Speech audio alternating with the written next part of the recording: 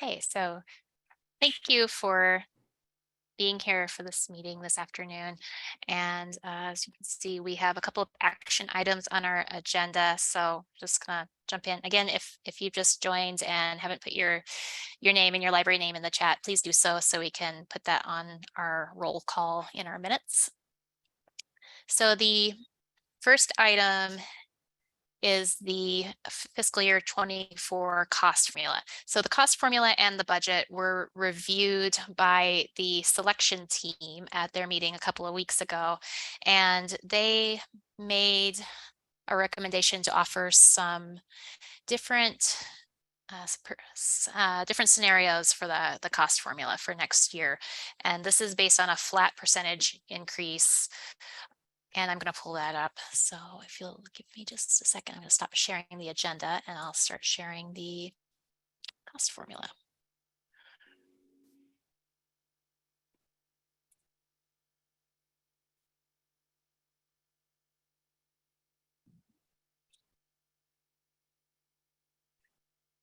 Okay. And I also wanted to mention that the... How are you guys? Good. How are you? Good. Okay, so the copy that I posted had one error that pertained to one library. So if you didn't hear from me, nothing changed for you on here. So notice that separately, the totals did not square up with what I posted. So I fixed that in what you're seeing here. Again, nobody's costs changed except for one library who brought up a concern to me. So we addressed that, and I changed the total membership fees raised to actually reflect the correct totals. These different scenarios are a 5% increase, a 7% increase, or a 10% increase over last year. These are the options recommended by the selection team. And so I would like to ask for your input on these options.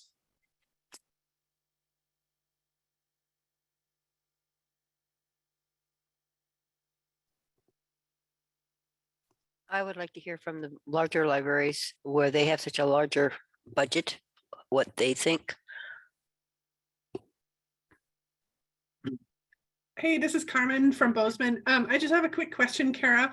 I thought there was an email from you somewhere that said something about with the legislature still going and some of the bills haven't been voted on. This might be affected. Is that still the case? Or are these numbers, are we assuming that whatever is being voted on is not passing or something? So maybe I'm not using the right words, but hopefully you understand what I'm saying. I do, and that's a good question. And so there had been a request to the legislature to add some funding for MontanaLibrary2Go to the state library's budget.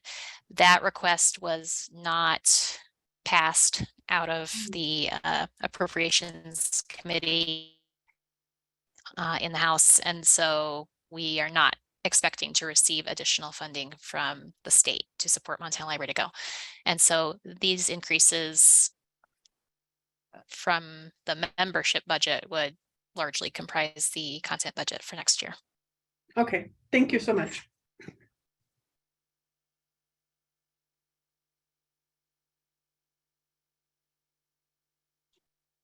Susie has her hand raised, I believe. And everyone expresses shock. So I would just like to point out that it appears that digital checkouts are growing as a percentage of checkouts for all the libraries. I know that for Great Falls Public Library, our digital checkouts are now about 25% of our checkouts.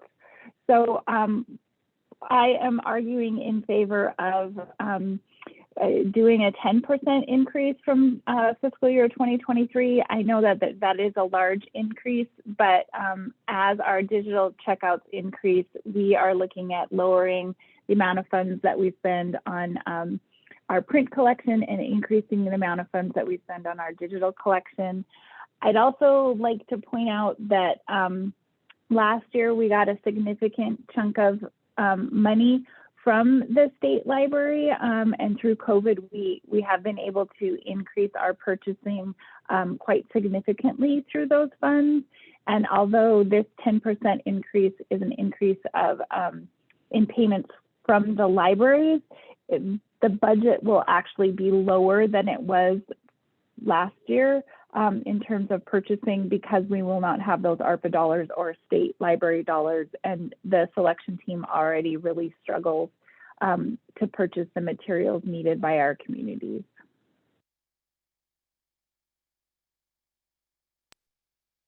This is Carmen again from Bozeman. So quick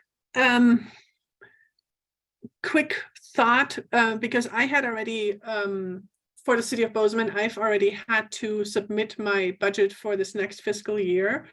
And I'm relatively new to this position, but I know the same thing happened last year. So I have budgeted for a 5% increase. So these numbers for me always come a little late. So I'm wondering if there's something that we could do from here on forward, because there's no way I can vote on a 10% increase for Bozeman, because I just didn't, I mean, we don't have that in the budget, and the budget isn't even approved, right? So, so I'm wondering if there's a way to move forward. I understand what Susie is saying with the checkouts, and I'm a heavy user. So I just don't know how to make it work. And it's a big chunk of money. So yeah, if we could somehow align it more with budget. I mean, I don't know when you all are planning for your budgets, but I already had to turn in my numbers. So I can't vote on 10%, that's for sure.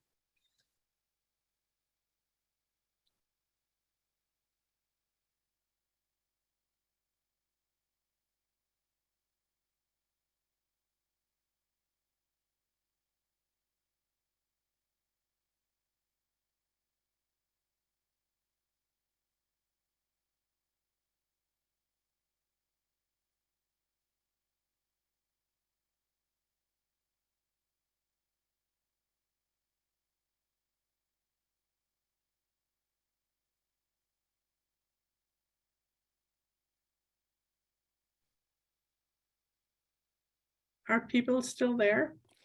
So Carmen, what would happen if we voted on 10% and passed it? What would that do to you? I mean, you would have to come up with the money, right?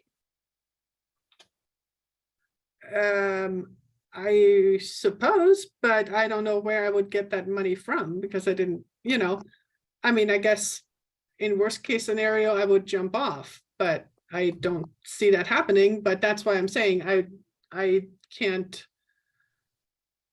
vote for that, but I guess y'all could overvote me. So yes, but I'm not sure. I don't know where the money would come from, and I don't know what I would do. And I only ask because for my budget, this isn't going to really bother me, but I always look at the libraries that have a big increase, like Missoula will have a bigger increase when you're looking at, and I'll be honest, I try and kind of work with you guys too, because I don't want to destroy you. Would a 7%, would that hurt you? Where am I? I mean, I know you've budgeted for 5, but I'm trying to find a middle ground here. Oh, I'm still unmuted. I was gonna unmute myself again. I think the 7% I can absorb. Yes.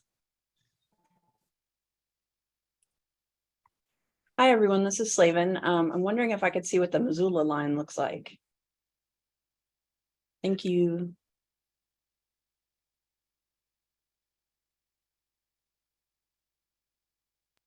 Denise added in chat that she would rather go with 5%.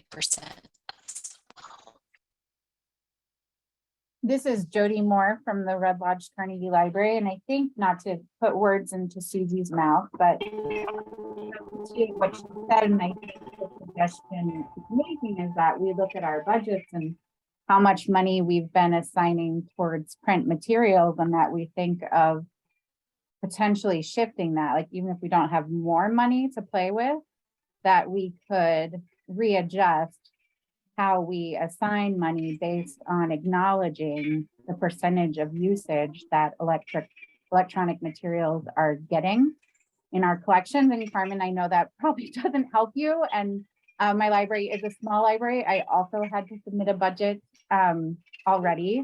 And so I appreciate that struggle. I feel like, you know, is this the kind of thing I could imagine going to my friends at the library and trying to get extra money from them, or seeking out alternate sources in order to continue providing this service. As I look at 5% and 10%, even in the largest libraries, it doesn't seem like that big of a shift to me. And so while I have the utmost respect for libraries suggesting the 5%, I would like to join Susie in advocating for the 10% increase.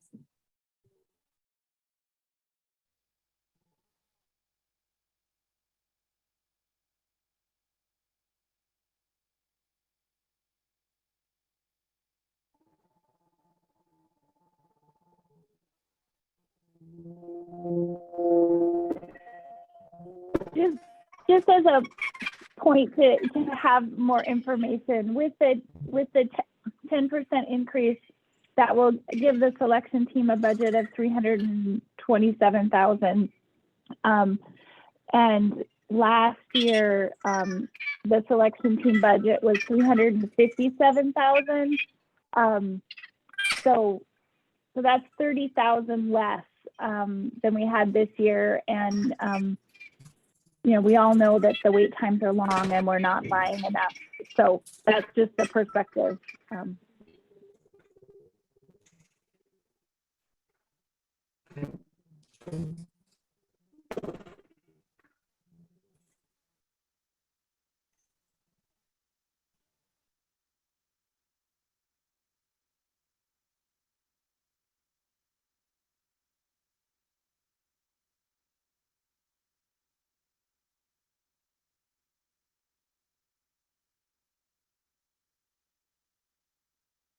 Is there any more discussion on this?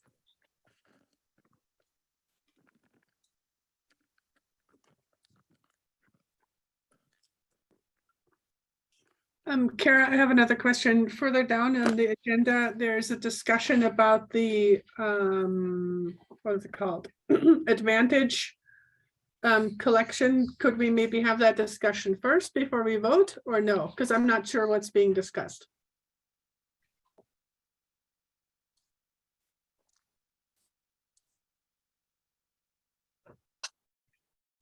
Well, somebody who's better than me procedurally could respond to table a vote on the cost formula to discuss advantage, which is it's basically holds sheltering. Denise asked if we have circ stats by library, and yes, we can run circ stats by library.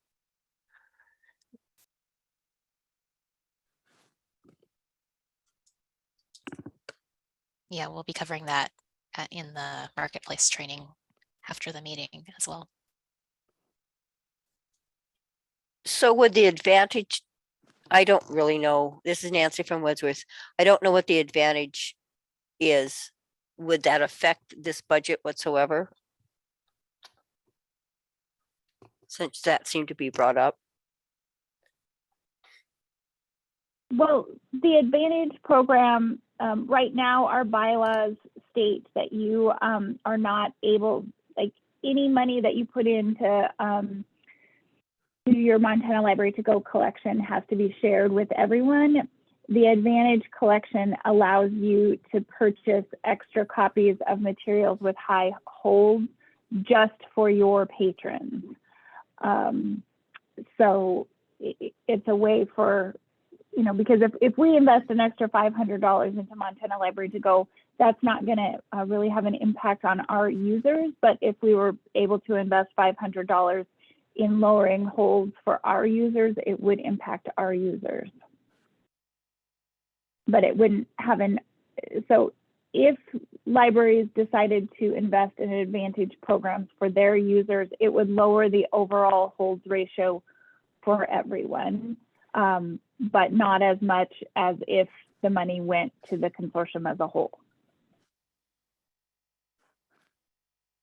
So we're looking at a 10% raise, and that isn't even as much as what we're spending right now, and holds are long. So even with the 10%, holds are really going to get longer. Am I reading that right? Correct.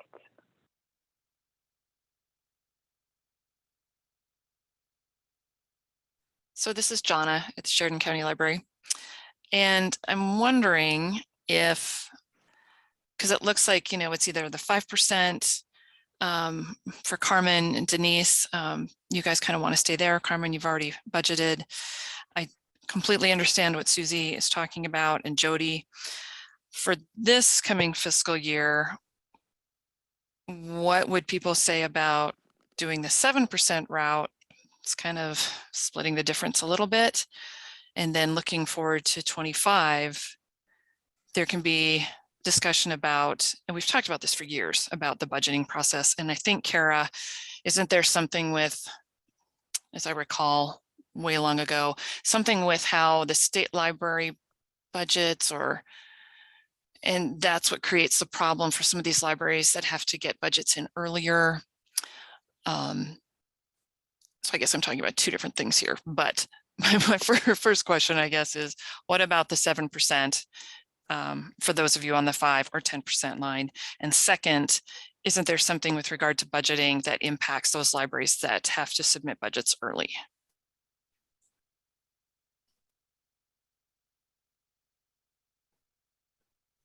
Yeah, I think that, well, I can respond to the second question.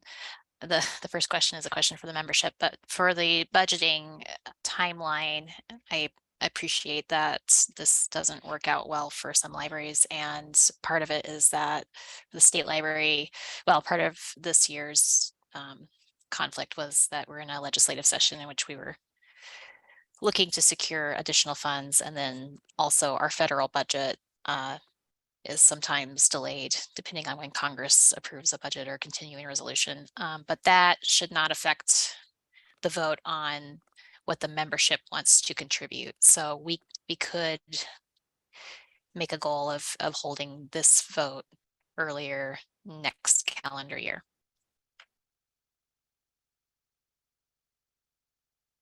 As for the question about whether 7% is a reasonable compromise, that's a question that I will turn to all the rest of you to respond to.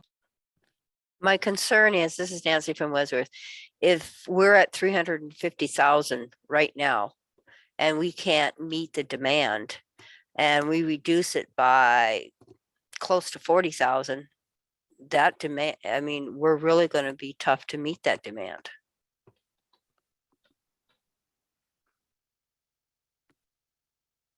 Tiffany asked a question about how the collection size might change. And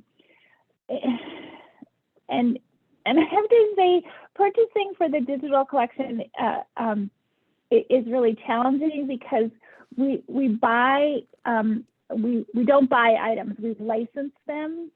And more publishers are having different types of licenses that we can purchase.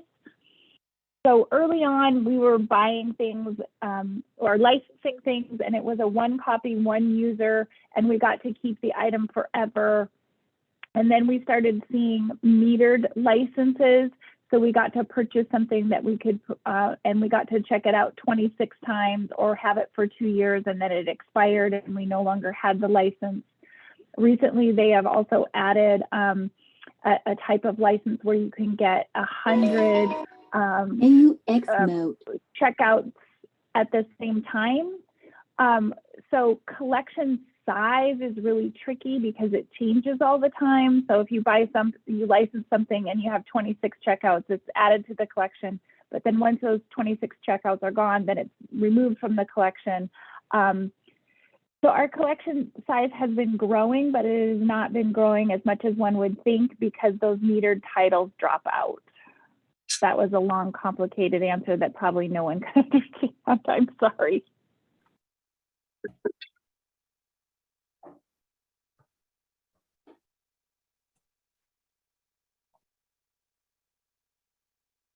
So basically the collection doesn't just grow with every title that we purchase. That made sense. Okay.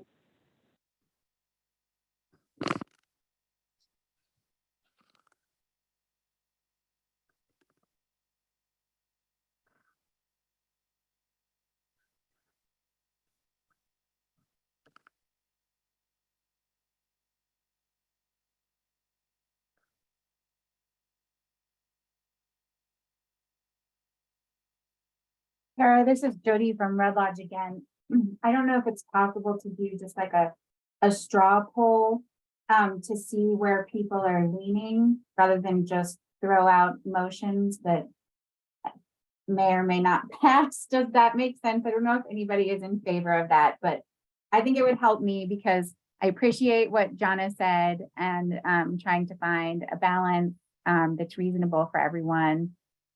I still would like to push higher because if not now, when my budget doesn't get any better from one year to the next. So I don't want to just kick this can down the road again and again. I think we probably need to look at much higher investments than even 10%.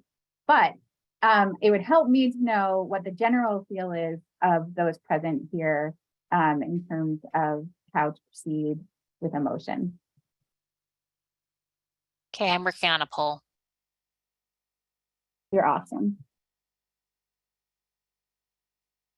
Let's see if I can share this with you all. Okay, there's one question, and you should see that window. It's asking what percentage are you interested in supporting, 5, 7, or 10%. It's anonymous. So I'm just gonna give you maybe 30 more seconds to respond. Oh, well, let's see. 15, 25, we've heard from almost everybody, maybe 10 more seconds.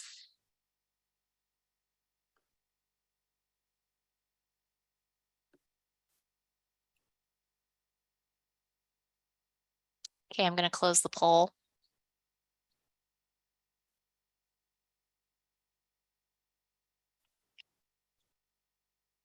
So you should be able to see the results. We had 15 people respond that they would support a 10% increase. 9 people responded they would support a 7% increase, and 4 responded a 5% increase.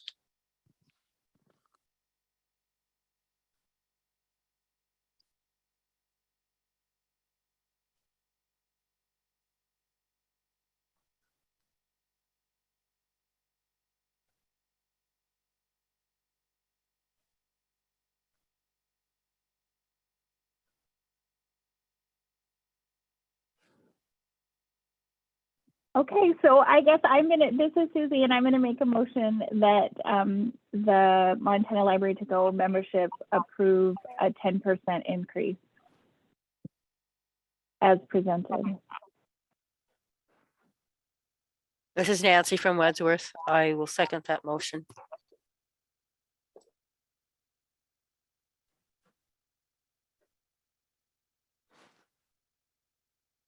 Okay, we have a motion and a second. Is there any discussion?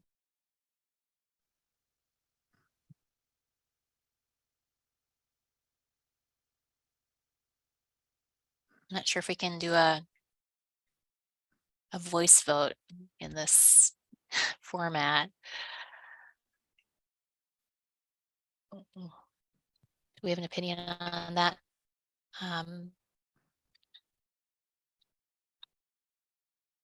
Okay, all in favor? Aye. I, All opposed?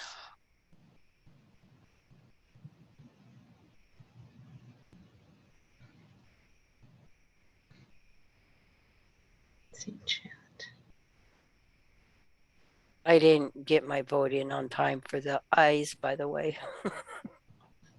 This is Nancy from Wadsworth. Thanks, Nancy. Okay. Any abstentions? Looks like the motion passes.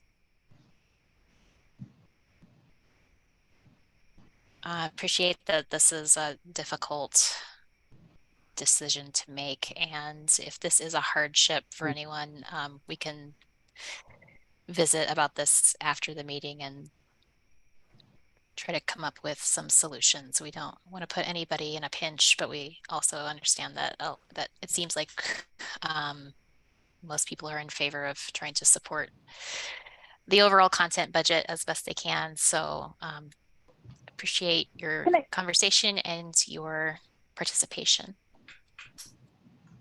Tara, Yes. this is Susie. Can I make a second motion? Okay. I move that the Montana Library2Go consortium allow libraries who can demonstrate hardship to have a 5% increase if needed.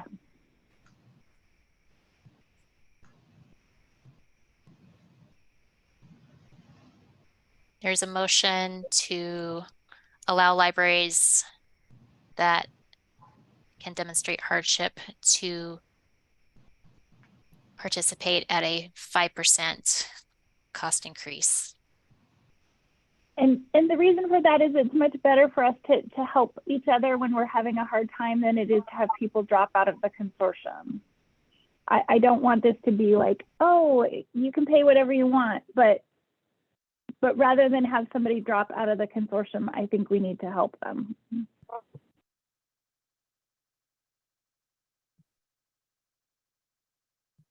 I don't know if there's any second, but that's fine. This is James from Lewis and Clark. I second. We have a motion and a second. Any discussion? This is Jody from Red Lodge, and my questions would just be who would be the arbiter of whether someone can show financial hardship, and is this the type of motion that should just be approved for this particular fiscal year? My concern Great is point. who's to say who's got the financial hardship? The criteria is not there to determine that. So that would be a concern, is there's no criteria, and there's no one really that should be able to say this. I don't know who would. You would have to have a committee or something like that.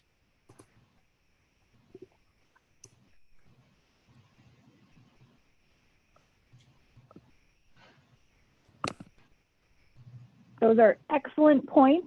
And I didn't think this through before the meeting.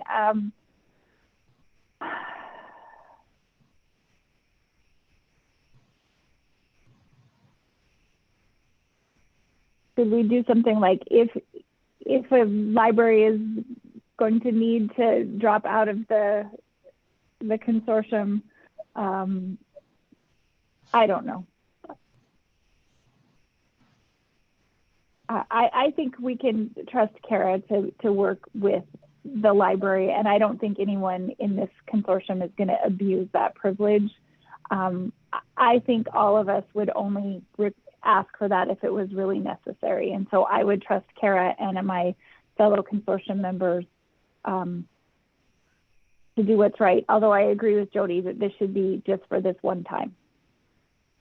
The concern is what kind of precedence does this set for everything? And you always have to remember about the precedents.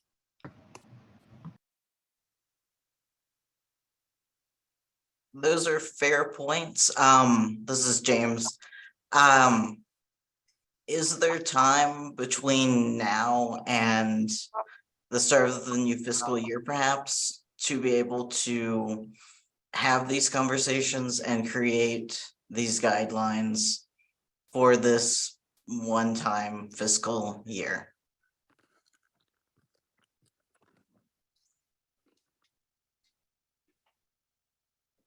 The issue I see is by doing this, then the consortium has no budget.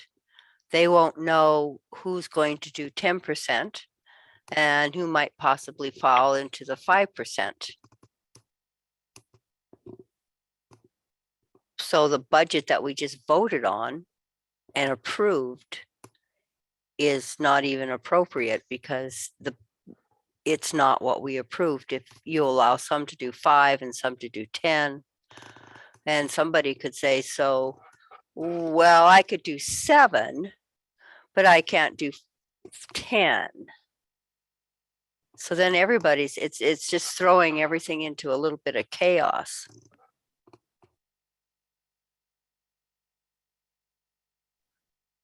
But is it any more chaos than somebody suddenly going, I cannot afford Montana Library to go this year. You're going to have to take me out.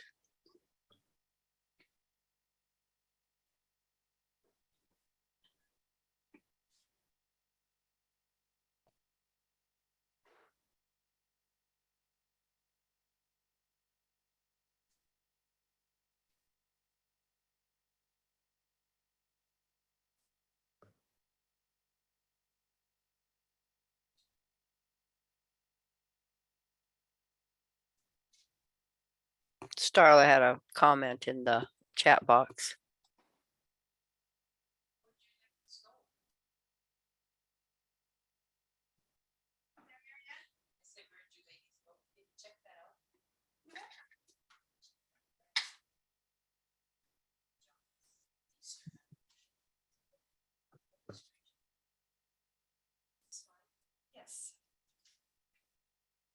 So we have an approved cost formula.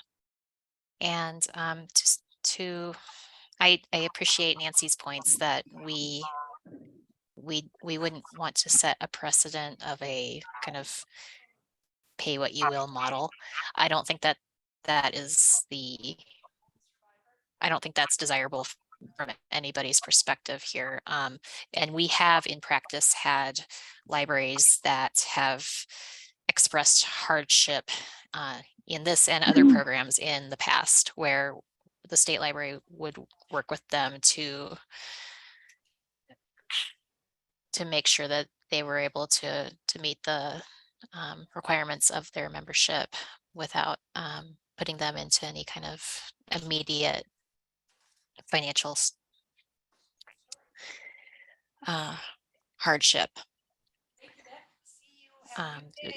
Those of us in library development are in communication with each other about these kind of things. Whenever the consultants know that something is happening at the local level, they let us in statewide projects know about that, and so we're usually aware of whenever there's going to be maybe an aberration in the library's ability to pay or unanticipated expenses. So we do try to work with libraries. And I do think that Susie's opinion that people are not going to abuse the system is true. We have not seen any sort of, people want to participate and contribute to the best of their ability. So I'm not concerned about that. In the interest of time, I would suggest that we accept the vote as it stands and that really feel they cannot accept a 10% increase, please talk to me after the meeting and we can discuss what our options are. So we have a motion on the table. Is that going to be withdrawn or how is that going to be handled? I mean, I don't oppose this. I just am concerned about how all this would work and whatnot. I withdraw the motion. This is Susie. If Kara has a plan to work with people, I withdraw the motion.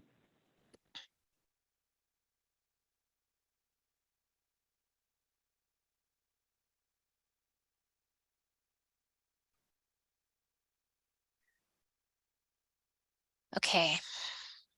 So we have another vote.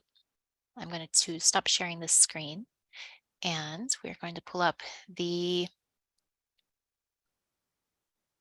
budget. And the reason that the budget has does not have figures in it is because you're voting on percentages.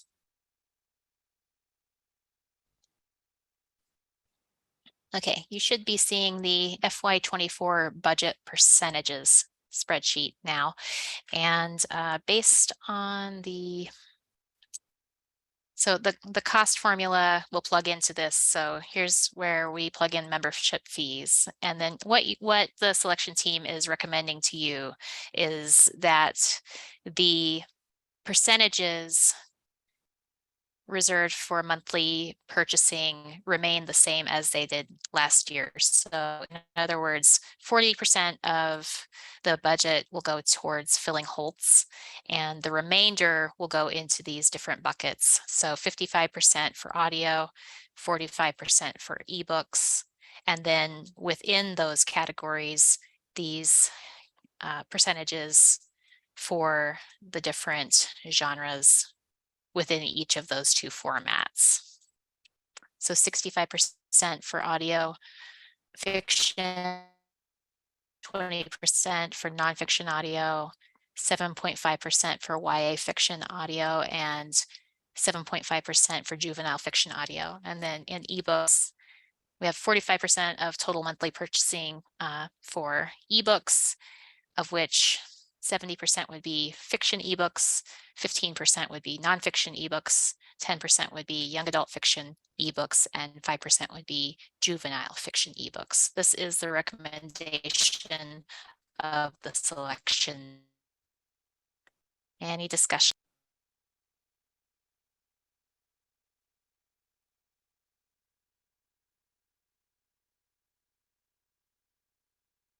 This is Susie. Just as a comment from the selection team, we came up with these percentages based on the percentages of checkouts and the percentages of holds, and we're trying to mirror that. So this is pretty reflective of the use that we have, although we know that because of our budget limitations, what we purchase impacts what gets checked out, so it may be a bit circular.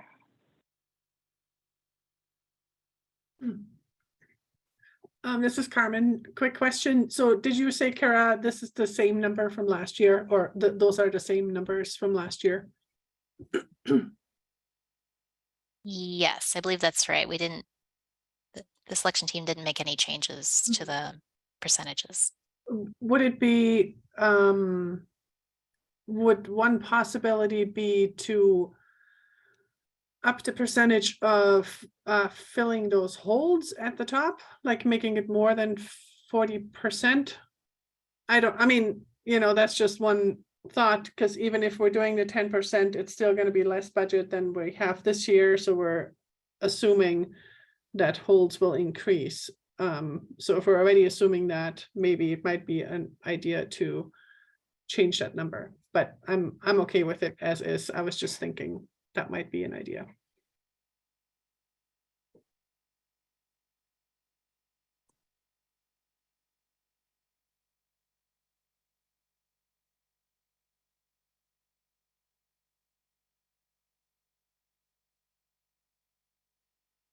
Does anyone have an opinion on that? Just to speak to your question, Carmen, the selection team also often, when we're building the carts for the month, if there's something that has a ton of hold, we also buy extra copies on top of what's being taken out for the 40%. So we do try to keep an eye on that. Okay, thank you, Susie. Denise has made a motion in chat to accept the selection percentages as presented.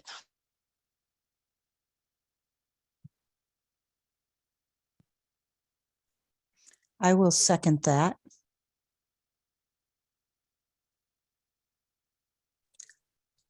I'm sorry, who was that?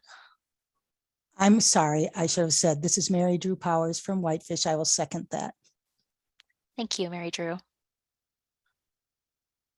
Any discussion? All those in favor, say aye. Or type aye. Any opposed? Okay, and we have a budget. Thank you.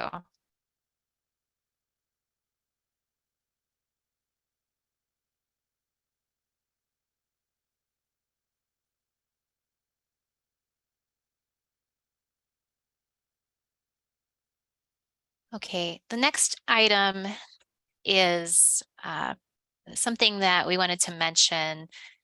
This came up recently because we had some turnover on the selection team, and we're at the time we're recruiting for a new member, and happily Janet Livingston from Roosevelt County has stepped up and is now part of the selection team, and so we're grateful for that. But I wanted to bring this to the membership's attention because we know that we've had some very devoted selection team members for many years.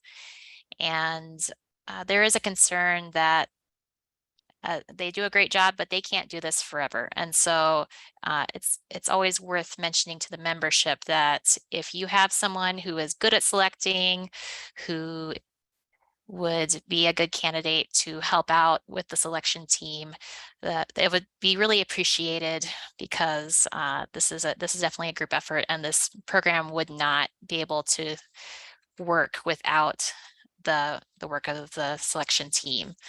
And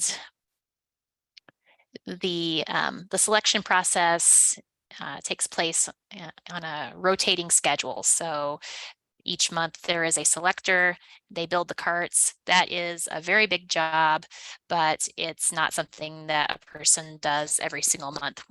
Kate Beal is the selection coordinator, and she lists a pretty heavy load in reviewing all the carts and coaching the newer selectors, and thankfully we have her to coordinate that work. But for a selector, well, I don't want to speak for the selectors, and I also don't want to put anyone on the spot, but if you'd like to speak to the work of being a selector on the selection team, that might be helpful to the membership. But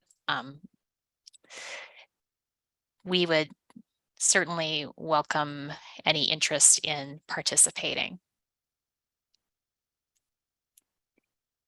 Would anybody from the selection team like to offer their perspective on how it works?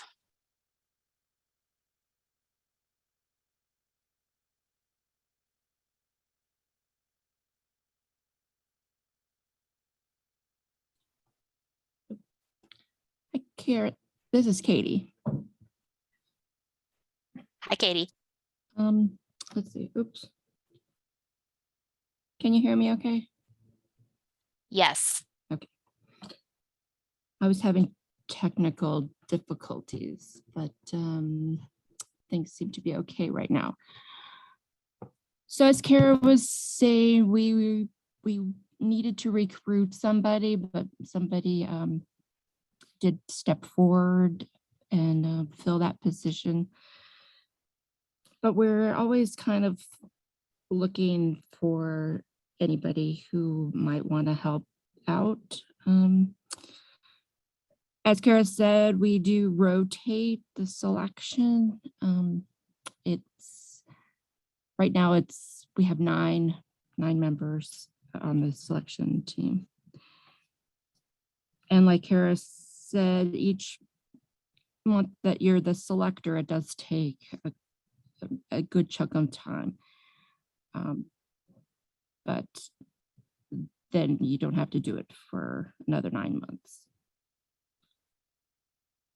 So if anybody's interested, you could reach out to me or Susie or Kara, and we can give you more information.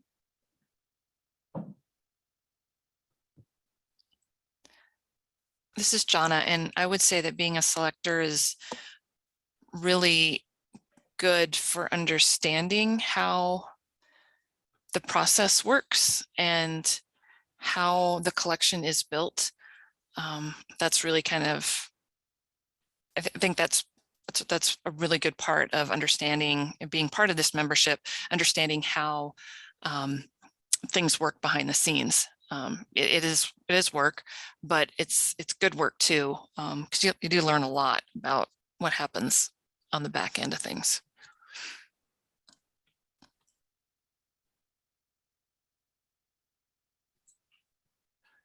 Does the selector for the month, did you say there's one selector for the month, so they have to do fiction and nonfiction?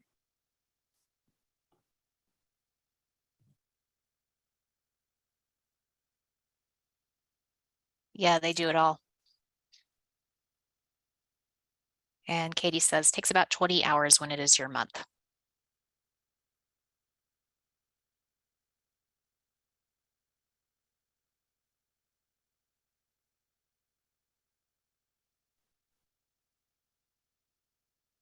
I think at some of the larger libraries, when it's that library's turn to select, they may have more than one. They may have different people do different carts. Our youth services person helps with the juvenile and young adult carts.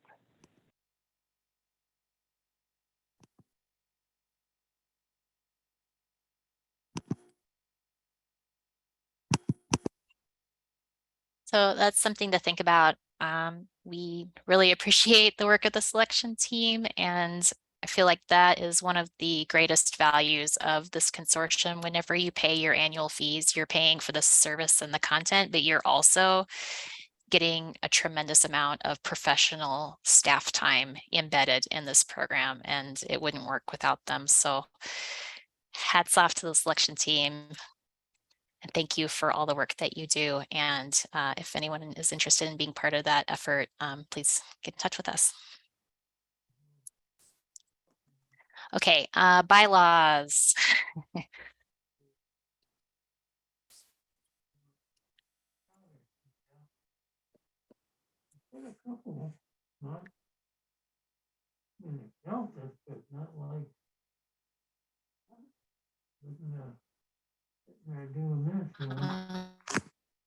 Screen, am I? And I don't think I'm sharing the right screen, am I?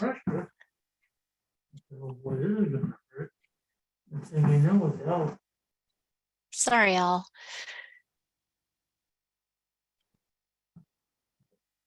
Was he gonna send Okay, here we go. paperwork to all? He's gonna send her paperwork to him. Okay, sorry about that. Okay, so we have some changes to the bylaws. This is not an action item today because our bylaws require us to share changes with you at least 30 days in advance. So we are introducing them today, and we'll ask you to vote on them at a later time. And the changes are for is that we needed to update the language on joining Montana Library to Go.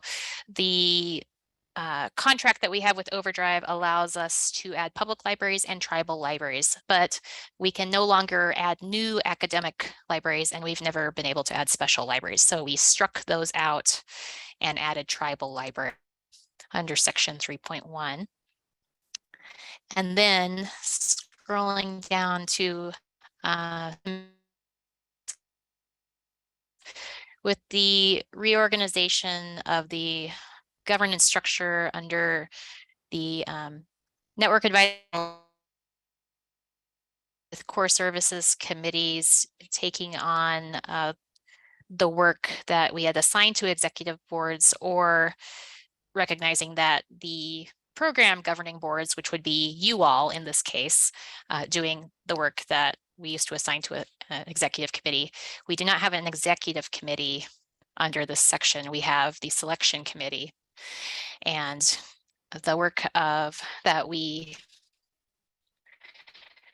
used to have things like the procurement process when we had a contract renewal. In practice, the membership participates in those efforts because we always recruit members to be part of those RFP committees, those procurement committees, and anything else that would affect the membership. There is always member representation in those decisions.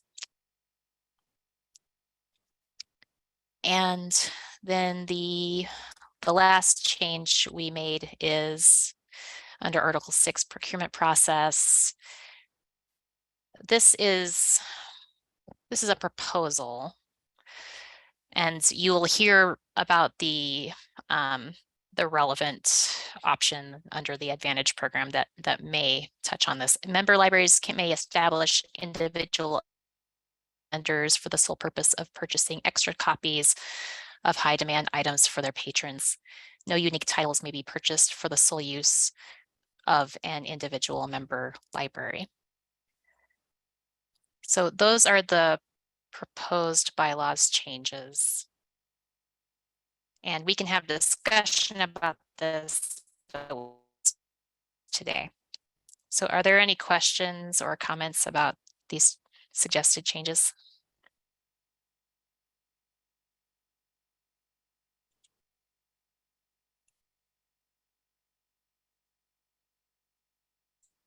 I worked at a consortium that had an overdrive account, and they did that. They had the member libraries established individual accounts with vendors, and they purchased extra copies, and that worked out really well.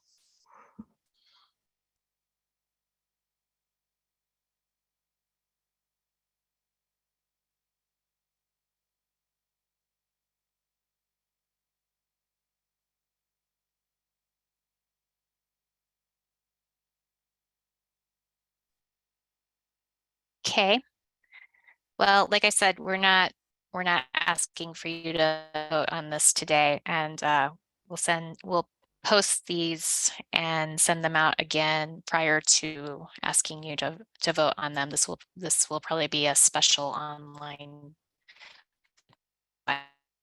bylaws. So just wanted to bring these to your attention and give us the opportunity to discuss if any.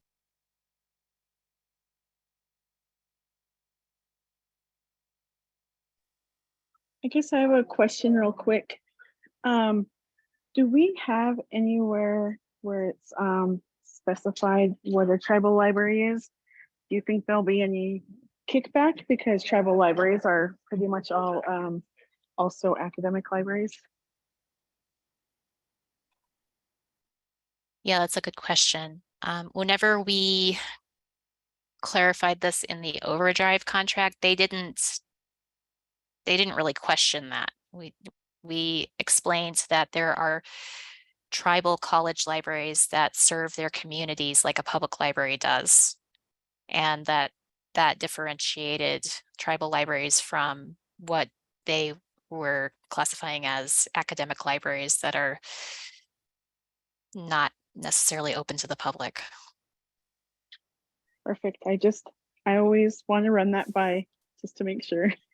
Yeah.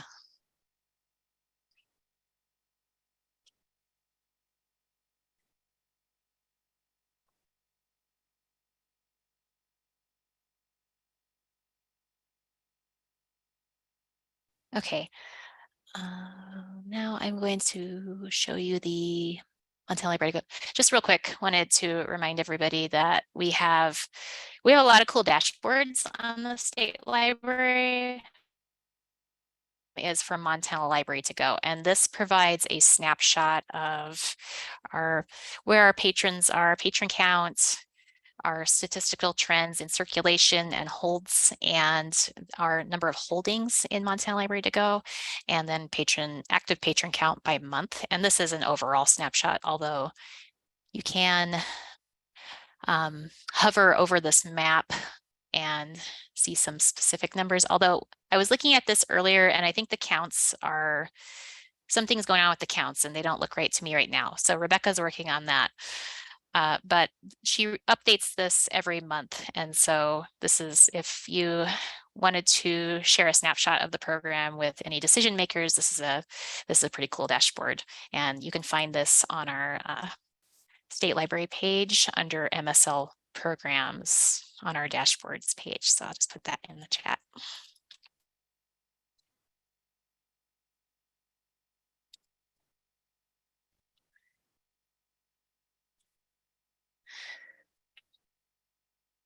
Oh, I'm sorry. I skipped over the over the advantage discussion. Apologies. So Susie, I think you were going to take this one.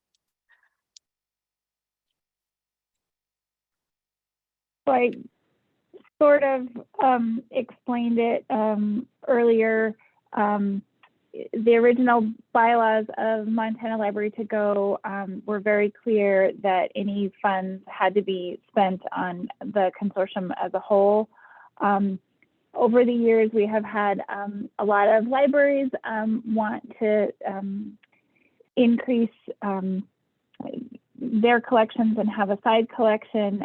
And when we have said no to that, some libraries have chosen to invest in different vendors. So like they could have Montana Library2Go plus Access 360 or plus Hoopla.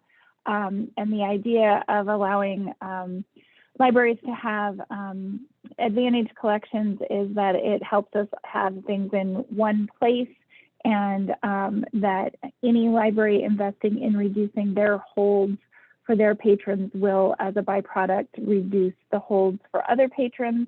Not as much as if we just invested in a consortium as a whole, but understanding that some libraries feel restricted in having to serve their patrons. So I don't know if I explained it perfectly, but that is the reason for wanting to include it. I know that Kit was a real advocate of it a couple of years ago, and then Sean Anderson, when he worked for Imagine If, advocated for it for a lot, but I'm not sure if anybody else can speak forward.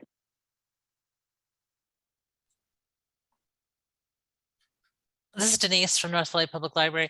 And as I mentioned, I used to belong to a different consortium that did that, and it worked out really nicely. So the larger libraries that had a little more funds, and I was one at the time, that had a little more funds, could buy extra copies for our patrons. So the holds list was less for everybody. And then our patrons got it faster.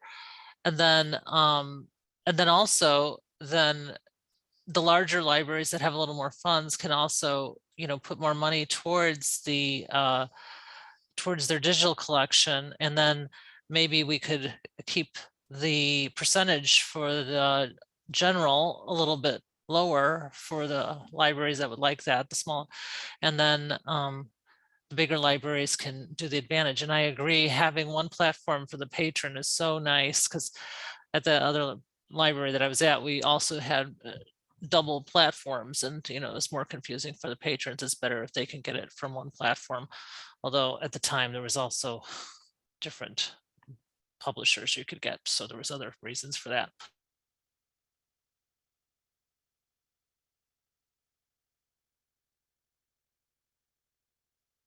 Advantage is just a program of Montana Library2Go, which means that within a consortium you can order additional copies for your library patrons only based on their barcode. Could you order books that aren't in the system already, or would you just buy additional copies of books that are already in there? The bylaw change that's being proposed is to only allow people to buy extra copies of things that are already purchased, and that is to reduce the burden on the selection team.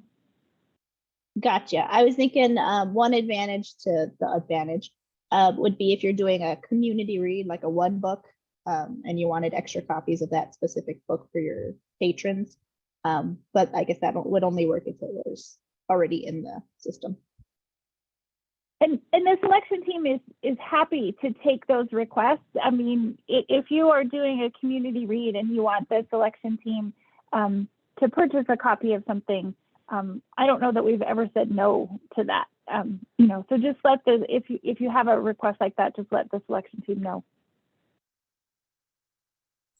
I wanted to clarify, the advantage is still one platform. It's just Overdrive, and that Overdrive which, you know, Overdrive / Montana Library to Go, it would, they just automatically put it additional copy that would go for that barcode. So it's like seamless to the patrons. They don't see it at all.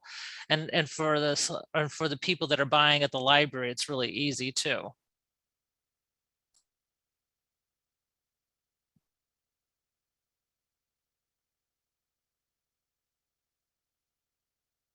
I apologize if this was discussed because I was briefly had to shift focus. But does having Advantage put more strain on our selection team, or the individual libraries taking advantage of the Advantage program would do the extra work?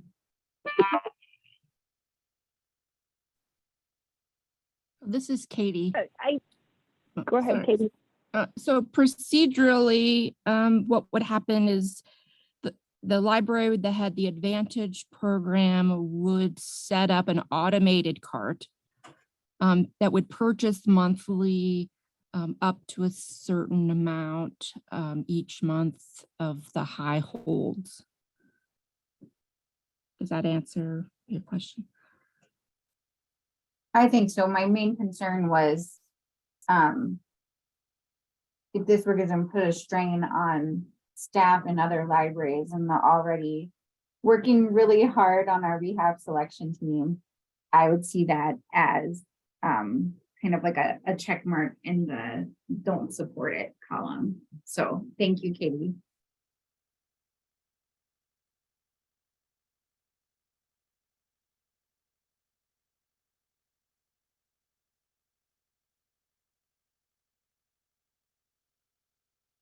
Anything else on Advantage?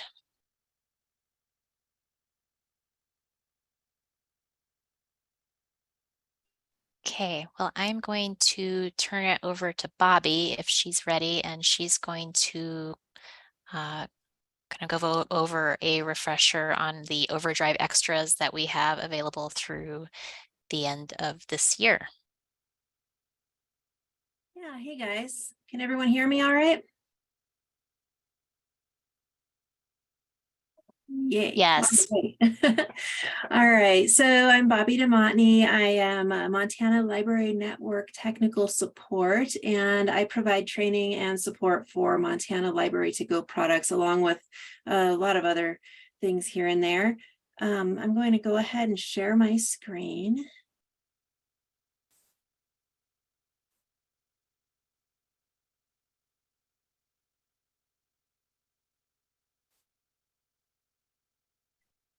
So extras are the additional subscription service for Montana Library to Go users through Overdrive. Ours include method test prep, great courses, and universal class. Some libraries choose to subscribe to additional extras on their own. I know one example is Canopy. If a library subscribes to an Overdrive extra, their patrons will find these services in the extras section of Libby, and I'll show you that here in a second. Montana Library to Go is providing access to these extras at least through 2023. I don't know about all of them at this point. We are talking about trying to get at least universal class to stick around longer. I don't know where we're at with that yet, but definitely through the end of 2023 at this point. It also might interest you to know that our CE program is accepting credits from universal class. I've been repeating that a lot on our newsletters, but if you want to pass that along to staff and coworkers, it might help make people more aware of it.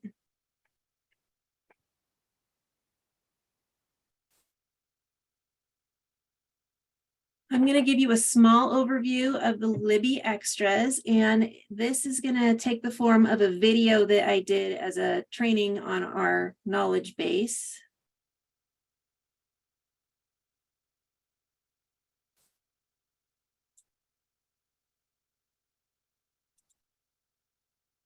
This video will show you how to access Universal Class through Overdrive extras provided by Montana Library to Go.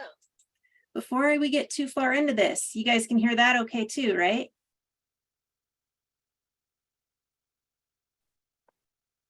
Yes. Excellent. All right, I'll keep it going. You can access this on the Libby app on a phone or tablet, or you can use it from your web browser at libbyapp.com. I am at libbyapp.com and it opens to my shelf. From here, it will show what you have checked out. As you can see, I'm already using a session with Universal Class. Now I'll show you how I did that. Start by clicking on the little picture of the library here on the bottom. This will bring up the products and services that your library, in this case, MontanaLibrary2Go, subscribes to. I'm slowly scrolling past the magazines and books to get to the extras.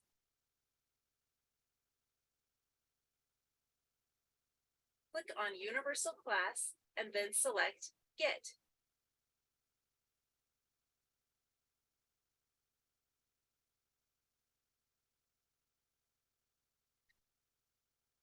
If you haven't used it before, click Register and add in the required information. Verify your age, accept the terms and service, and then click Continue for access.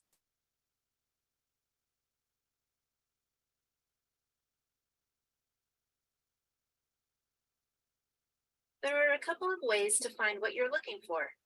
If you know, you can just type it in the field. I'm using the example of human resources because someone had asked about that recently. If you aren't quite sure what you're after, you can also browse the course catalog. You can see there are a lot of areas to choose from.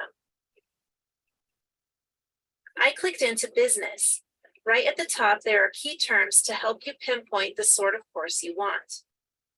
I clicked on human resources and then found a Human Resources 101 class that should give anyone interested in this topic a solid foundation with course information and outcomes.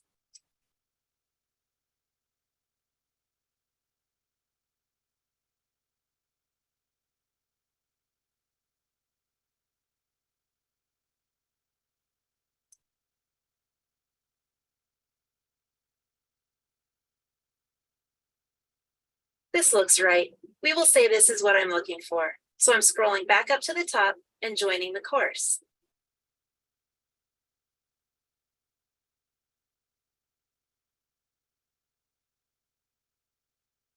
After joining a course, if you want to get back to it, you can click your profile area. Here you can see your classes and manage your account.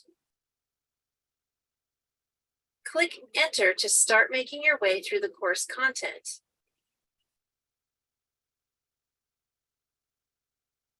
View Lesson opens it up, and then you can start learning.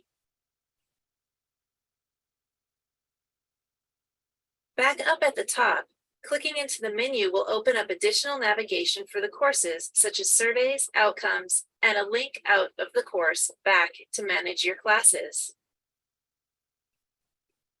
Now I'm back on the main page and clicking on the profile. This time, I'm going to my account options. From here, I can look at my accessibility settings, privacy, certificates, passwords, or manage courses. This is where I can withdraw from a course or change the mode in which I take the course. In a few of the larger courses, there is an option to forego the certificate and just watch all of the videos. This kind of overview might be enough for some users. If that is more your speed, you can click the Change View Mode button to switch the mode with just videos. If you decide to withdraw from the course, it will confirm your decision and then you will be withdrawn. If you take a course and withdraw from it multiple times in a row, there will be a waiting period before you can enter the course again. I've been using this one as a demonstration, but people probably won't join and withdraw multiple times like this under normal circumstances. Once you have registered for Universal Class, it will appear on your shelf. It acts as though you've checked it out. It has a countdown showing how much time you have left before you have to check it out again. For now, we have access to this until 2023, but we will continue to monitor usage to determine our continued offerings. With that said, please share this with your staff and patrons so they don't miss out on access to these resources.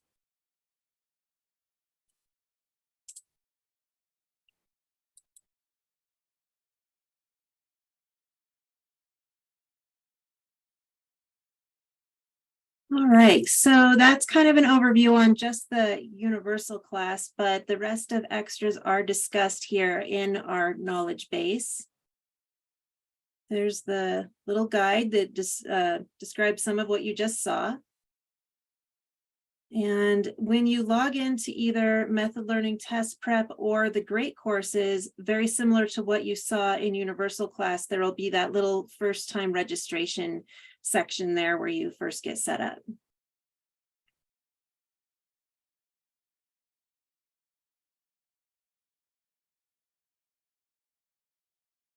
It's just a quick look at that. And there are also some marketing materials that you might be interested. Yes, I think we can. Kara, we can grab those stats out of there for each library, right? For universal class or extras. Yes, and yeah, there's a way to kind of see a high level usage report in Marketplace, and then we also get reports from the vendors specifically. So we can look at that when we look at the Marketplace reports here in a bit. Or if you can't stick around, I can send you those instructions as well.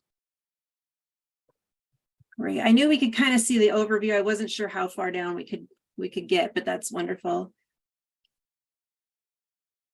And I am going to also, I'm not going to do the whole video for this one, but I will put a link in the chat for the marketing materials, because that is very handy to know about and have access to.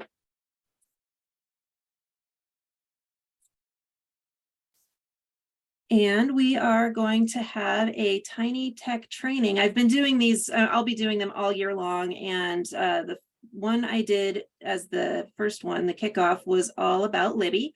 So I will go ahead and share the link to that video in the chat. Oh, actually, I guess that's our whole playlist, but as things get going, I will find that and put it in the chat. And the next Tiny Tech training is going to be March 28th, and I'll be working on Overdrive Help. That'll include where to go for help, how to see the different sections, the support tickets. Whoops. Then we'll look at the Kindle help section on the Overdrive website, review different supported devices, and explain the differences in behavior between Kindles and the other e-readers with Overdrive. I know that can come up as a common thing. So if you're around, please feel free to sign up in Aspen for the March 28th training. It will also be recorded though, so you can always come back and see it on our YouTube channel. This is the tentative schedule. I will also be working on looking at reports with Overdrive Marketplace, although you'll be seeing some of that later today, and how to recommend titles. And then in June, we will be looking at those marketing materials a little bit more in depth. And those sessions are only 30 minutes long. So there are some spots to help you out. We've got our knowledge base articles. We've got the Libby FAQ on Overdrive's website, the YouTube channel, and we've got device troubleshooting. That's all there. And as always, you can also open up a help desk ticket with me if you need additional help. I try to respond pretty quick. So if you have questions, I will try to help you out. So that is all I've got right now. Does anyone have any questions?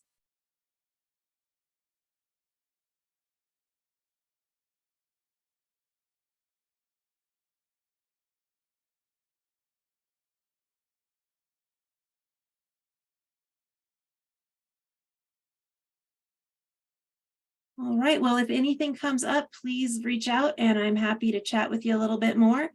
And I will go ahead and give the screen back.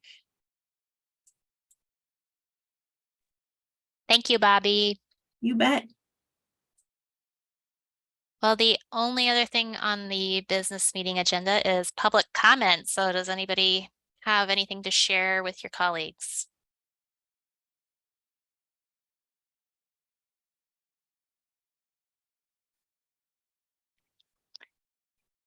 Okay, if not, then the business meeting is adjourned, and thank you for your attention.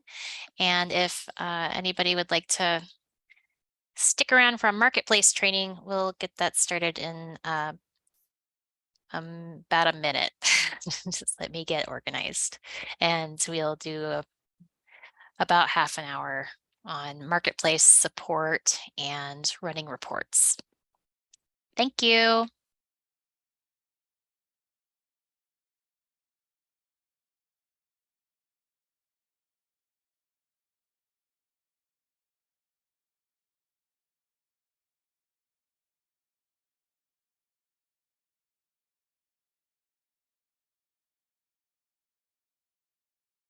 If you need the training but can't stick around today, we are recording it, so it will be available to watch later for credit.